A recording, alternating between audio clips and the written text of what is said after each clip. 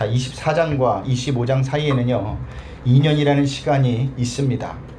그 의미는요 바울이 2년 동안 재판의 결론이 나지 않은 채 감옥에 갇혀 있었다라는 거예요. 그동안 총독이 벨릭스에서 베스도로 바뀌게 됩니다. 하지만 바울에게는요 바뀐 것이 아무것도 없어요. 여전히 죄수의 신분으로 감옥에 있었던 거죠. 그러나 바울에게 있어서 2년이라는 세월이 그렇게 무의미한 시간은 아니었습니다. 만약 2년 전에 무죄를 받고 감옥에 나왔다면 어떻게 되었을까요? 계속 여러분들에게 말씀드리는 거지만 바울은 로마로 출발해 보지도 못하고 죽임을 당했을 겁니다. 왜냐하면 바울을 죽이기까지 먹지도 마시지도 않겠다고 결심한 자들이 40명이나 있었기 때문이죠.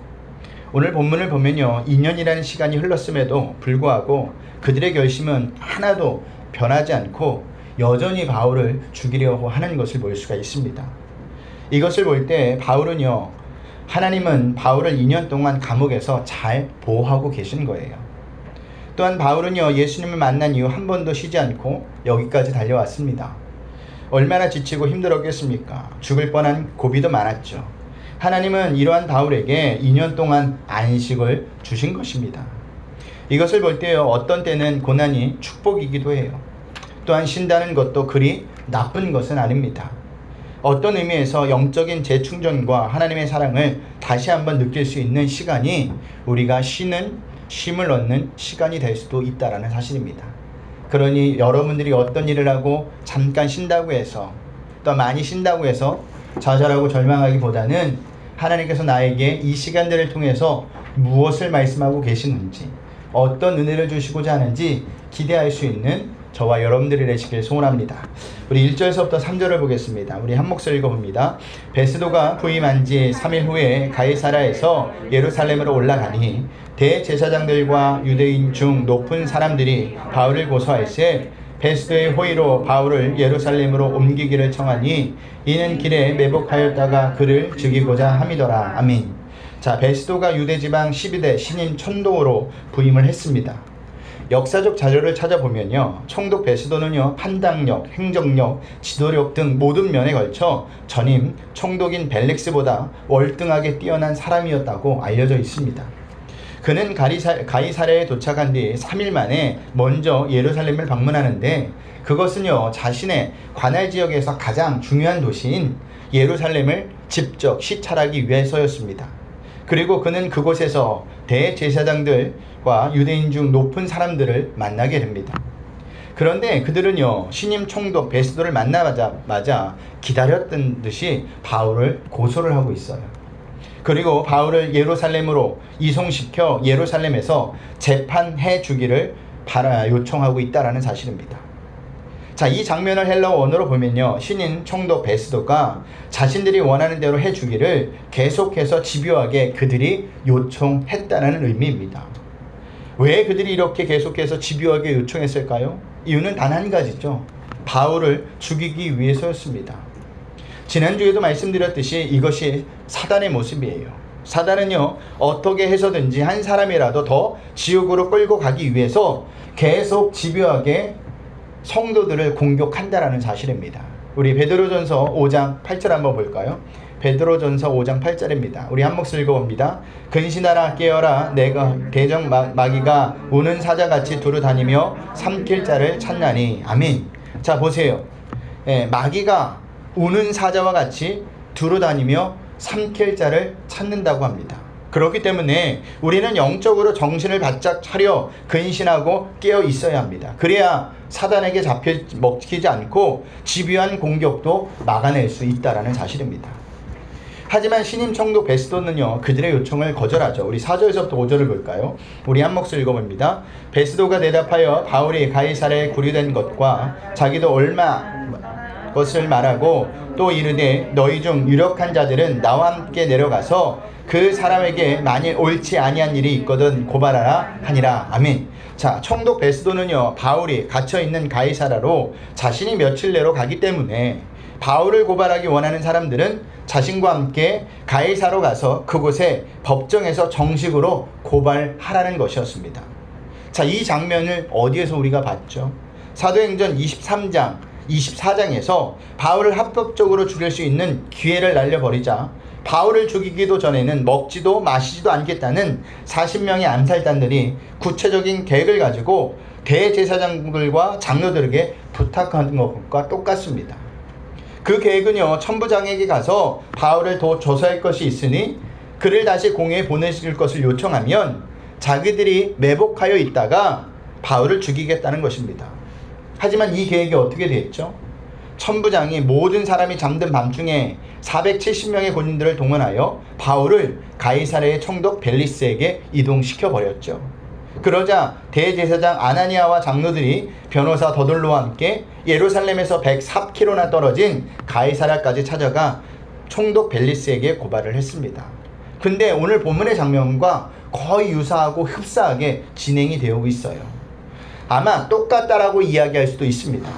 오늘 본문은요, 23장과 24장을 되풀이하여 설명하고 있는 내용이 아니에요.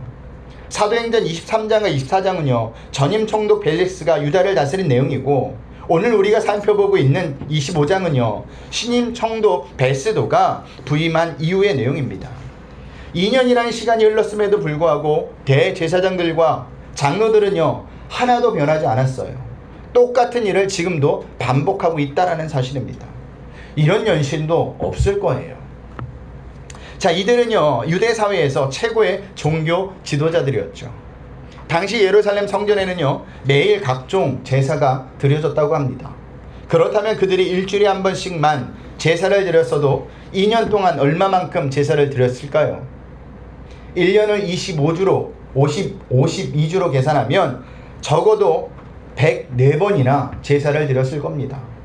하지만 그들이 2년 동안 무려 104번의 제사를 하나님께 드렸음에도 불구하고 그들의 삶에는 2년 동안 어떠한 변화의 삶도 없습니다. 그들은요, 2년 전과 똑같이 바울을 고발했고 2년 전과 똑같이 바울을 암살단을 통해서 죽이려고 하고 있습니다. 이것은 무엇을 의미하느냐면 그들이 드렸던 104번의 제사들은요, 습관적인 종교 행위에 지나지 않았다는 거예요. 그러니 그들의 삶도 하나도 바뀌지 않았던 것입니다. 그렇다면 구약시대의 제사는 오늘날 어떤 것을 말하죠? 예배로 말할 수 있죠. 그렇다면 여러분의 모습은 오늘 본문에 나오는 제사장들과 장로들과 다를까요? 2년 동안 주일 예배만 참석해도 여러분은 104번의 예배를 드린 것입니다. 그런데 주일만 예배 드리지 않아요. 여러분들 보면요, 저녁 예배 드리시는 분들도 있고요, 수요 예배 드리시는 분들도 있고요, 또한 새벽 예배를 드리시는 분들도 있습니다. 이것을 더하면 훨씬 더 많은 예배를 드리고 있어요. 그 결과 여러분들에게 어떤 변화가 있습니까? 2년 전에 미워했던 사람을 여전히 계속 미워하며 살고 있지는 않습니까? 2년 전에 행하던 세상적인 삶의 방식을 여전히 오늘도 살고 계시지는 않습니까? 2년 전에 내가 나의 주인이었던, 여전히 내가 주인이었던 그 삶이 내가 나의 주인인 삶을 살고 있지는 않으냐는 말입니다. 만약 그렇다면 여러분은요, 예배를 습관적인 종교 행위로 드리는 것밖에 되지 않아요. 그런 예배를 앞으로 더 드려도, 더 드린다고 해도 그것은 하나님이 기뻐하시는 예배가 아닐 뿐만 아니라 아무런 영적 성장도 없으며 신앙생활에도 전혀 도움이 되지 않는다는 사실이에요. 그냥 자기 만족입니다. 자기 위안뿐이 되지 않는다는 사실입니다. 오늘 본문에 등장하는 대제사장들과 장로들과 똑같은 거예요. 참된 예배는요, 신앙생활의 핵심입니다. 예배가 살아야 삶이 변화되고 그 힘으로 성도는 세상에서 하나님의 자녀답게 거룩하고 구별된 삶을 살 수 있는 거예요. 그런 의미에서 레위기 1장을 한번 보면 어떤 제사가 나오느냐? 번제라는 제사가 나옵니다. 모든 제사의 모본인 번제를 어떤 정신으로 드려야 하는지 잘 설명해 주고 있어요. 내용이 길기 때문에 여러분들이 집에 가서 꼭 한번 읽어보시길 바랍니다. 아니, 목사님이 또 제사에 가는 것을 읽나래 뭘 각을 뜨고 쪼개고 뿌리고 이런 게 되게 이제 듣기 싫고 보기 싫을 것 같지만 정말 중요한 장입니다. 제가 간략하게 소개해 드리겠습니다. 번제는요, 재물을 남김없이 하나님 앞에 완전히 불을 태워서 버리는 것으로 제사를 드리는 사람이 재물을 통해 하나님께 자신을 온전히 드리는 제사입니다. 그래서 번제는요, 예배의 영원한 모범이라고 하는 겁니다. 왜냐하면 예배 자체가 하나님께 자신을 온전히 드리는 것이기 때문이에요.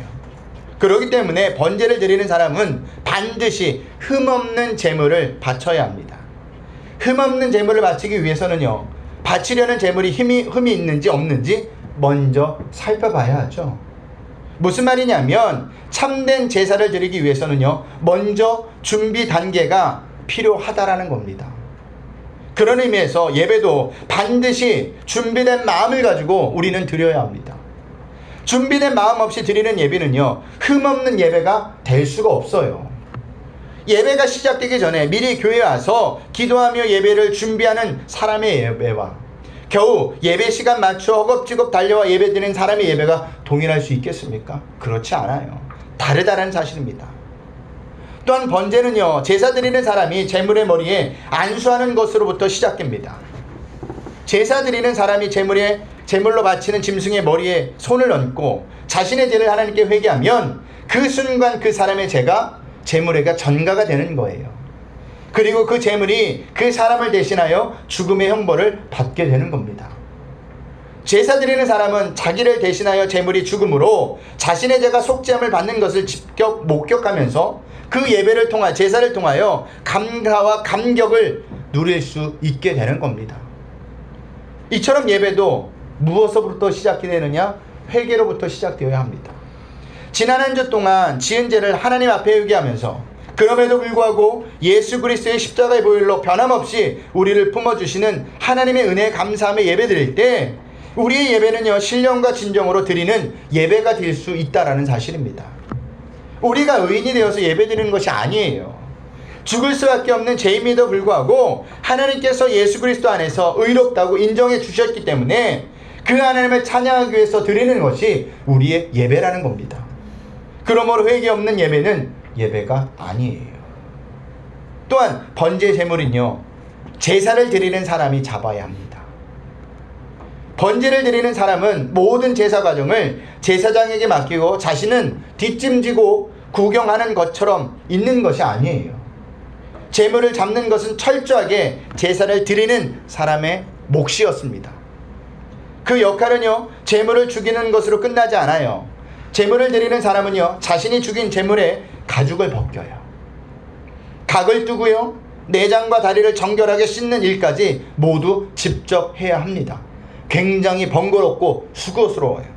그러면 제사장은요, 제사 드리는 사람이 죽이고 각을 뜬 제물의 피를 제단에 뿌리고 고기와 내장을 불에 태우는 역할만 담당할 뿐입니다. 그러므로 번제를 드리는 사람은 제물의 목을 칠 때 튀어오르는 피를 뒤집어 쓰고 가죽을 벗기고 각을 뜰 때 비린내와 내장과 다리를 씻을 때 역겨운 냄새를 직접 맡아야 한다는 겁니다. 그러나 그 과정을 통해 그의 제사는요, 살아있는 제사가 될 수 있는 거예요.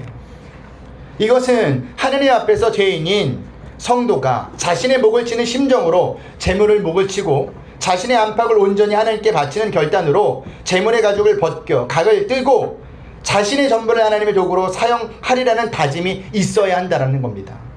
그리고요, 제물의 내장과 다리를 씻는 과정을 통해 사실은 제사 드리는 사람 자신이 하느님 앞에 죽는 것을 경험하셔야 한다는 사실이에요.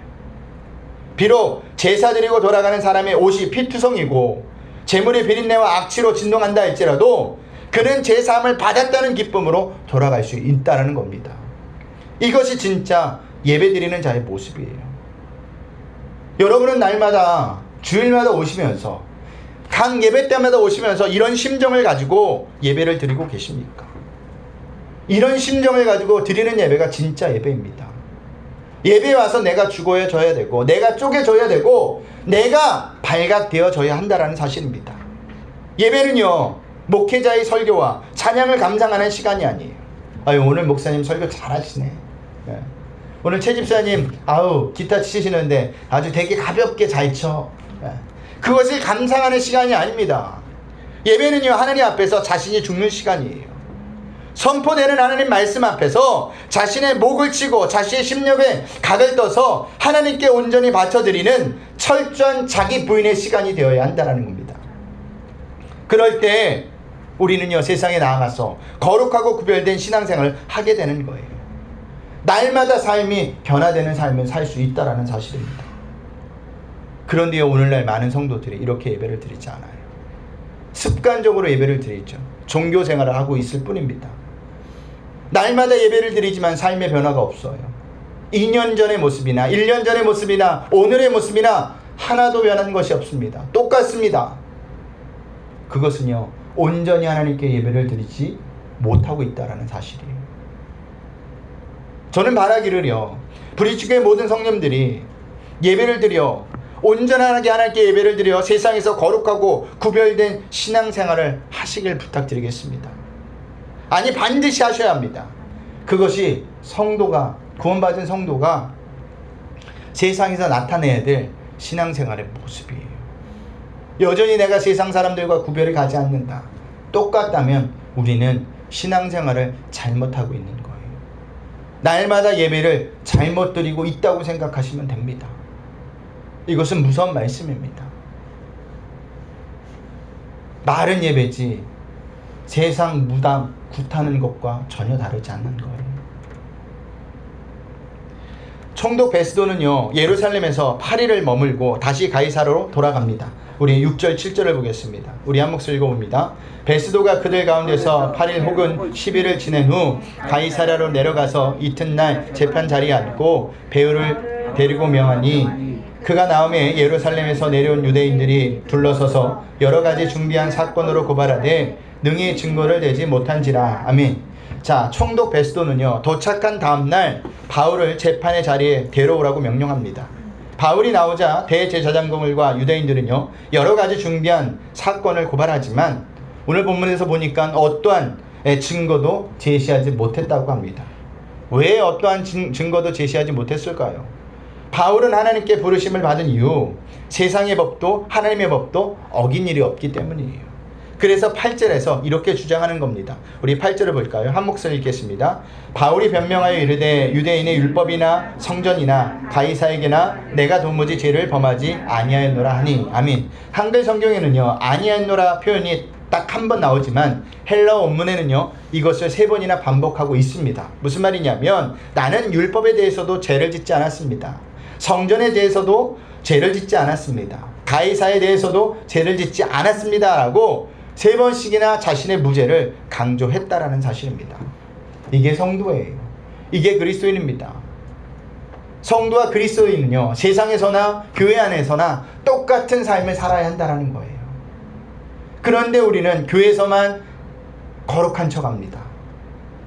교회에서만 괜찮은 사람처럼 보이게 합니다. 그리고 세상에 나가서는 전혀 다른 삶을 살아요. 아니에요. 바울을 보세요. 세상에서나 하나님 안에서나 똑같은 모습을 가지고 살았어요. 이것이 성도라는 사실입니다. 성도는 세상과 또한 교회, 신앙생활, 하나님 안과 이것을 구별하지 않아요. 왜냐하면 세상에서 사는 삶과 교회 안에 사는 삶이 똑같기 때문입니다. 그러니 우리가 날마다 예배하는 자로서 세상에서도 하나님의 사람으로 반드시 서야 한다는 사실입니다. 자, 바울의 주장을 듣고 총독 베스도는요, 바울에게 다시 예루살렘으로 가서 자신의 입법하에 사내들인 공의 재판을 받을 의사가 있느냐고 묻습니다. 우리 9절을 보겠습니다. 우리 한 목소리 읽겠습니다. 베스도가 유대인의 마음을 얻고자 하여 바울더러 묻되 내가 예루살렘에 올라가서 이 사건에 대하여 내 앞에서 신문을 받으려느냐. 아멘. 자, 총독 베스도가 왜 이렇게 물은 것이죠? 9절에서도 알려주었듯이 유대인들의 마음을 얻기 위해서였다고 합니다. 이게 세상의 권력이에요. 세상 권력은요, 사람들을 의식할 수밖에 없습니다. 그러니까 자신의 자리와 인기를 위해서 그렇게 물을 수밖에 없었다라는 거예요. 이것을 볼 때요, 총독 베스도는요, 전임 총독 벨릭스에 비해서 판단력과 행정력과 지도력 등 모든 면에서 걸쳐서 월등하게 뛰어난 사람이었음에도 불구하고 그 역시 사람을 의식할 수밖에 없는 인간에 불과했다라는 사실이에요. 하지만 우리가 여기서 분명히 알아야 할 것이 있습니다. 무엇을 알아야 하냐면 사람을 의식하는 자의 결말은 결국은 망한 뿐이 없다는 사실을 아셔야 돼요. 총독 베스도의 전임 벨릭스가 이러했죠. 바울에게 죄가 없다는 것을 잘 알고 있었음에도 불구하고 유대인들의 환심을 사기 위해서 바울을 어떻게 했죠? 2년 동안 감옥에 방치해 버렸습니다. 그러면 그는 그러한 태도로 유대인의 환심을 샀어야 되는데 그러지 못해요. 오히려 그는요, 유대인들에게 고발을 당해 로마 정부에 의해 소환되고 결국 자신의 모든 지위를 박탈당하고 말게 됩니다. 예수님을 십자가에 못 박여 죽인 빌라도도 마찬가지예요. 빌라도도 유대인들의 요구대로 예수님을 십자가에 못 박는데 내어 주었습니다. 하지만 그도 결국은 유대인들의 폭동으로 인해 로마로 소환되어 비참한 최후를 맞게 돼요. 헤롯 아그리파 1세도 마찬가지예요. 헤롯 아그리파 1세는요, 예수님을 죽이려고 유다 학살을 지시했던 헤롯 대왕의 손자로 유대인들의 환심을 사서 정치적 기반을 다지기 위해 야고보를 죽였습니다. 그런데도 그가 통치하는 동안 그는요, 유대인들의 지지를 전혀 받지 못해요. 그리고요, 하나님의 심판을 받아 죽게 됩니다. 이것은요, 사람을 의식하며 사는 자들의 결말이에요. 그렇기 때문에 우리는요, 신앙생활하면서 사람을 의식하면 안 됩니다. 의식하면 반드시 실패하는 인생이 된다는 겁니다. 목회자에게 잘 보이려고 신앙생활하는 게 아니에요. 옆에 사람들에게 신앙생활을 잘 보이기 위해서 하는 게 아닙니다.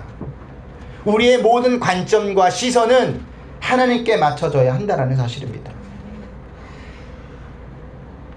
그렇기 때문에 우리는 반드시 누구를 인식하며 살아야 합니까? 하나님을 의식하며 살아야 합니다. 왜냐하면 우리의 인생과 이 세상의 주인이 하나님이시기 때문입니다. 우리 잠언서 29장 25절을 보겠습니다. 우리 한 몫을 읽어봅니다. 시작. 사람을 두려워하면 올무에 걸리게 되느니와 여호와를 의지하는 자는 안전하리라. 아멘. 뭐라고 이야기하고 있습니까? 사람을 두려워하면 올무에 걸린다고 합니다. 그런데 여호와 하나님을 의지하면 뭐라고 기록하고 있어요? 지워졌구나. 가장 안전하다고 말하고 있습니다. 인생에서 가장 안전한 길은요, 하나님을 바라보는 것이며 하나님을 의지하는 것입니다. 저는 여러분이요, 하나님만을 바라보며 하나님만을 의지할 수 있기를 주님의 이름으로 부탁드리겠습니다. 말씀을 마무리할게요. 예루살렘으로 가던 총독 베스도는요, 자신의 입회하에서 사내들인 공의의 재판을 받을 의사가 있느냐는 질문에 바울은 이렇게 대답을 하죠. 우리 10절, 11절을 보겠습니다. 10절, 11절입니다. 우리 한 몫을 읽어봅니다. 바울이 이르되 내가 가이사의 재판 자리에 앞서섰으니 마땅히 거기서 신문을 받을 것이라. 당신도 잘 아시는 바와 같이 내가 유대인들에게 불의를 행한 일이 없나이다. 만일 내가 불의를 행하여 무슨 죄를 지었으면 죽기를 사양하지 아니할 것이나 만일 이 사람들이 나를 고발할 것이 다 사실이 아니면 아무도 나를 그들에게 내줄 수 없나이다. 내가 가이사께 상소하노라 한대. 아멘. 바울이 뭐라고 이야기하느냐? 가이사께 상소하노라 라고 합니다. 총독 베스도에게 가이사의 법정에 서게 해줄 것을 지금 요구하는 거예요. 이 요구는요, 로마 시민권자였던 바울의 정당한 권리 행사였습니다. 당시 로마 시민권자들에게는 하급 심의의 판결에 불만이 있을 경우 로마 황제에게 항소할 수 있는 특권이 있었어요. 그러자 총독 베스도가 뭐라고 이야기하느냐? 내가 가이사에게 갈 것이다 라고 대답을 합니다. 우리 12절을 보겠습니다. 우리 12절입니다. 한 몫을 읽어보겠습니다. 베스도가 배석자들과 상의하고 이르되 내가 가이사에게 상소하였으니 가이사에게 갈 것이라 하니라. 아멘. 이것이 바울에게 있어서는 굉장히 의미 있는 사건이에요. 대답입니다. 바울은요, 3차 전도 여행 중에 에베소에서부터 자신이 마지막 전도 대상지가 로마라는 것을 알고 있었습니다. 그러나 로마의 어떤 방식으로 자기가 가게 될 것이냐는 아직 몰랐었던 거예요. 그런데 바울이 황제에게 상소함으로써 지금 확정이 된 것입니다. 이것은요, 결코 우연한 사건이 아니에요. 전적인 하나님의 계획하심과 인도하심과 은혜였다는 사실입니다. 이보다 바울을 더 안전하게 로마로 데려갈 수 있는 방법이 어디 있습니까? 없어요. 이것을 볼 때 하나님이 아니고서는요, 도저히 이렇게 하실 수 있는 분이 없습니다. 우리는요, 여기서 하나님께서 우리의 인생도 이렇게 이끌고 가신다는 사실을 아셔야 합니다. 눈에 보이는 것이 없고 손에 잡히는 것이 없다 할지라도 그게 다가 아니에요. 하나님의 백성인 성도에게는요, 다 하나님의 계획이 있습니다. 하나님이 계획하신 대로 당신의 백성을 인도해 가세요. 그러니 우리는요, 하나님을 믿고 우리 앞에 펼쳐진 삶을 당당하게 걸어가셔야 합니다. 불안한 생각이 들 때도 있죠. 이 길이 맞는 것인가 라는 의심도 들 때가 있습니다. 그런데 여러분만 그렇게 생각한 것이 아니에요. 성경의 많은 믿음의 조상들도 또한 믿음의 선두들도 다 이렇게 생각하였습니다. 저도 마찬가지예요. 그럴 때 필요한 것이 우리에게 무엇일까요? 하나님을 믿는 믿음이에요. 하나님을 끝까지 믿는 믿음이 필요합니다. 이것이 있을 때 우리는요, 환경의 상황에 눈에 보이는 것에 휘둘리지 않아요. 그런데 이 믿음을 갖기 위해서는 어떻게 해야 되느냐? 여러분이 날마다 말씀을 가까이 하셔야 돼요. 날마다 하나님께 엎드리는 수고를 마다하지 않으셔야 합니다. 그러면 이 믿음을 가질 수가 있어요. 하나님이 왜 나에게 이런 믿음을 주시지 않습니까? 백날 이야기해봤자 소용이 없어요.